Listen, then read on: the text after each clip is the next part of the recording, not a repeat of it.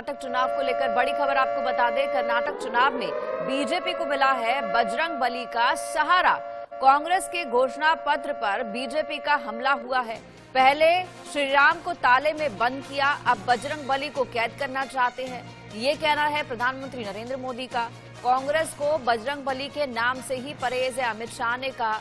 तो एक तरीके से बजरंगबली के नाम को लेकर, बजरंगबली को लेकर के दोनों तरफ से निशाना साधा गया है कांग्रेस के ऊपर कि किस तरीके से कर्नाटक चुनाव की अगर बात करें, कर्नाटक चुनाव में अब बजरंगबली की एंट्री हो गई है।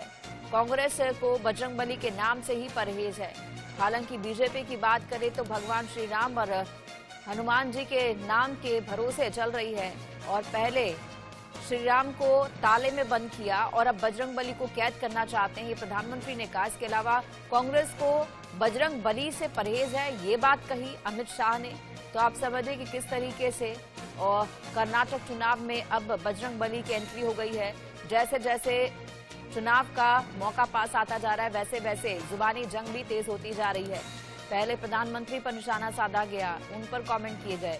अब जो है बात करें बीजेपी की, तो बीजेपी राम नाम के सहारे है, बजरंगबली के सहारे है और बजरंगबली को लेकर भी जो है बड़ी बातें बीजेपी ने कही है और कांग्रेस पर तंज कसा है कि किस तरीके से कांग्रेस को बजरंगबली के नाम से ही परहेज है। कांग्रेस के घोषणा पत्र पर बीजेपी का हमला है ये। तो इस वक्त की बड़ी आपको स्टोरी बता रहे हैं किस तरीके से कर्नाटक चुनाव में बजरंगबली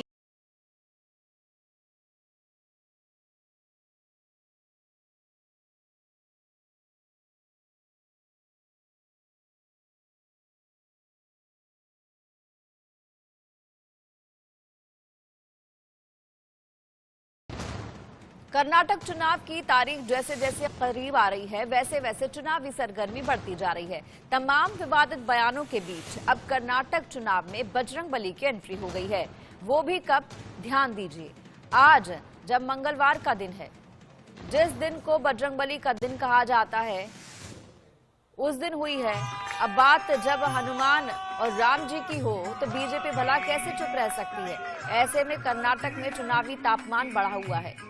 दरअसल कर्नाटक चुनाव को देखते हुए कांग्रेस ने घोषणा पत्र जारी किया, जिसमें तमाम दावे और वादे तो किए गए हैं, लेकिन एक बड़ा ऐलान किया गया है कि बजरंग दल और पीएफआई जैसे संगठनों को बैन कर देंगे।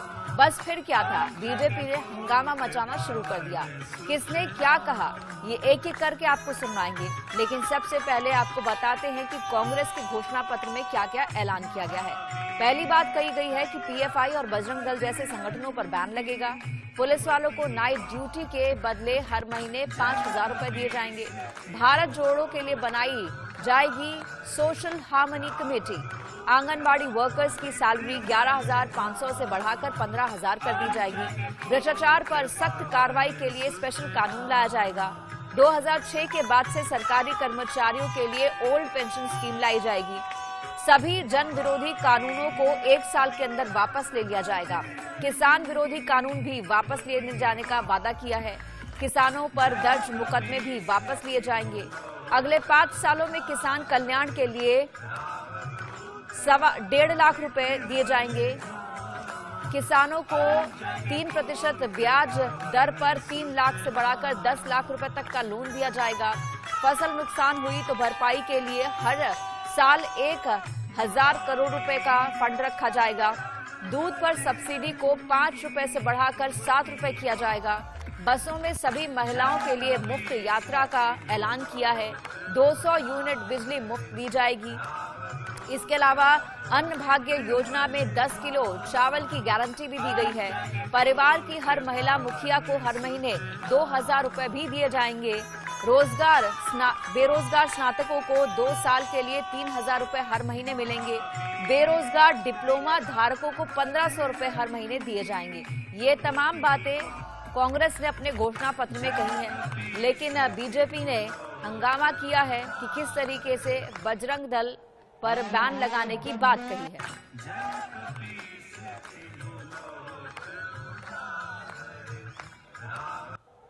और आज जब मैं यहाँ हनुमान जी की इस पवित्र भूमि पर आया हूं,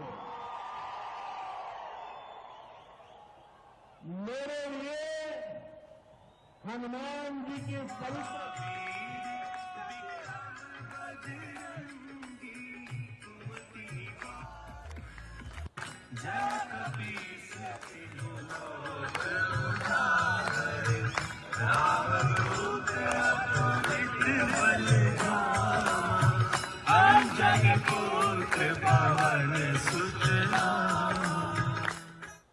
और आज जब मैं यहां हनुमान जी की इस पवित्र भूमि पर आया हूं, मेरे लिए हनुमान जी की इस पवित्र भूमि को नमन करना ये बहुत बड़ा सौभाग्य है। लेकिन दुर्भाग्य देखिए, जब मैं आज हनुमान जी की पवित्र भूमि को प्रणाम करने के लिए आया हूं, उसी समय कांग्रेस पार्टी ने अपने मैनिफेस्टो में बजरंग बली को ताने में बंद करने का निर्णय किया है। पहले प्रभु श्री राम को ताले में बंद किया और अब जय बजरंग बली बोलने वालों को ताले में बंद करने का संकल्प लिया है। यह देश का दुर्भाग्य है कि कांग्रेस पार्टी को प्रभु श्री राम से भी तकलीफ होती थी और अब जय बजरंग बली बोलने वालों से भी तकलीफ हो रही है।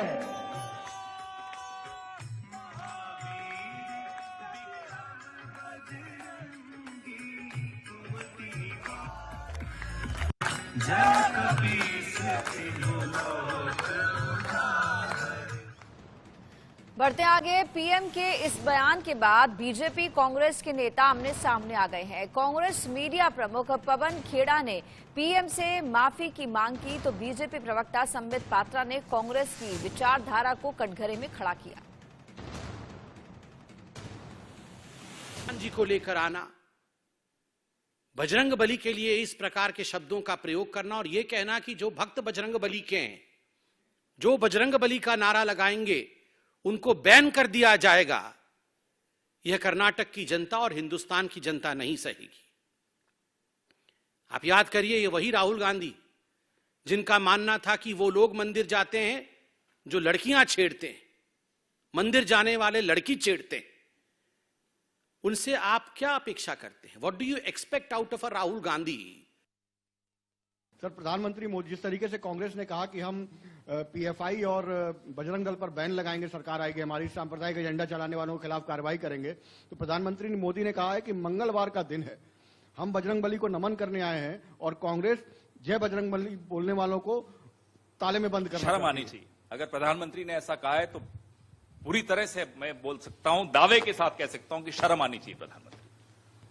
ये ध्रुव सक्सेना जिस दल के हों, उनको आप मेरे आराध्य देव हनुमान जी से कंपेयर करेंगे, बजरंग बली से कंपेयर करेंगे? ये रक्षा करते हैं हमारी। मोदी जी आपसे भी यही रक्षा करते हैं हमारी। इनसे आप तुलना कर रहे हैं बजरंग दल की, जिनके विषय में आपके अपने नेता ज्योतिरादित्य सिंधिया ने क्या कहा था, याद है 2017 में? कि ये आईएसआई से संबंधित लोग हैं, आईएसआई सर्टिफाइड पार्टी है। फोन उठाइए प्रधानमंत्री जी और पूछिए जरा ज्योतिरादित्य सिंधिया से क्या विचार है उनके बजरंग दल के विषय में। बजरंग दल की तुलना बजरंगी से करें और हम बर्दाश्त कर लेंगे? ये अपमान नहीं सहेंगे हम। कैसे अपमान कर सकते हैं वो बजरंग बली का? हम, अरे हमारी भी श्रद्धा है, हमारी भी आस्था है, हमने दिल के पास रखते हैं अपनी आस्था को, लेकिन कोई सीमा होती है अपमान करने की हमारी आस्था। आप कैसे अपमान कर सकते हैं मेरी आस्था का? माफी मांगे प्रधानमंत्री इस देश से और करोड़ों ऐसे भक्तों से जो बजरंग बली को अपने दिल के करीब रखते हैं। अपमानित करने का अधिकार प्रधानमंत्री को नहीं दिया किसी ने भी। मेरी आस्था को अपमानित किया उन्होंने। आज पूछिए जरा उनसे, ध्रुव सक्सेना से उनके क्या संबंध है, और पूछिए हनुमान चालीसा आती है उनको? और प्रधानमंत्री जी के लिए तो मैं दो शब्द कहूंगा, दो लाइनें कहूंगा। महावीर विक्रम बजरंगी, कुमति निवार सुमति के संगी। जाके उनको बताइए और उनसे पूछिए इसका अर्थ मालूम है, और अगर अर्थ मालूम है तो आत्मसात करें यह अर्थ। तो आप सुन रहे किस तरीके से बजरंग दल को बैन करने की बात कांग्रेस ने जहां अपने घोषणा पत्र में कही है, उसके बाद चौतरफा गिर गई है कांग्रेस, और बीजेपी इसे घोरने का मतलब जो है, इसे किसी भी तरीके से छोड़ने का मौका नहीं गंवा रही है। और प्रधानमंत्री की बात करें, प्रधानमंत्री ने और अमित शाह दोनों ने ही कांग्रेस पर निशाना साधा है।